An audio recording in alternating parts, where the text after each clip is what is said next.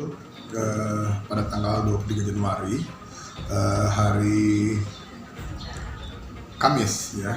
Hari Kamis 2020 kita mendapat informasi bahwa adanya 3 orang yang diduga akan melakukan penipuan terkait dengan penerimaan PNS dan BLU. BLU itu Badan Layanan Usaha di Kementerian, seperti rumah sakit misalnya, yang dia akan merekrut orang-orang yang ada di Palembang untuk dapat dipekerjakan atau menjadi PNS atau BLU tadi, dengan imbalan bahwa antara 25 sampai dengan 55 juta per orang.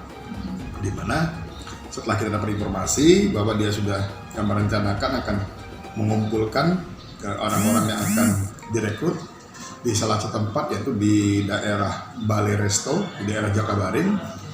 Kita dengan tim lapangan melakukan penangkapan terhadap bersangkutan, karena betul bahwa dia sudah mengumpulkan orang di sana dan direncanakan akan memberikan briefing, memberikan arahan terkait dengan bagaimana yang bersangkutan bisa diterima sebagai PNS dan bekerja di dalam kegiatan BLU, Badan Layanan Usaha. Sampai dengan saat ini sudah 86 korbannya, atau kurang lebih kerugiannya sebanyak 2 miliar. Jadi terhadap 3 orang tadi berinisial MA, MW, saya ulangi ya, 27 tahun, alamatnya di Palembang, kemudian MI, 39 tahun, alamatnya juga di Palembang, kemudian satu lagi RM, ini di Palembang.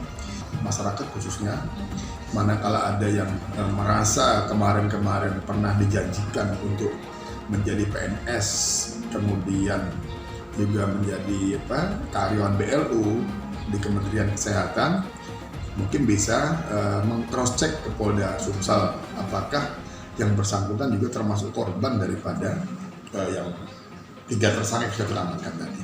Pak, pelaku ini udah baru kali ini atau ada riwayat?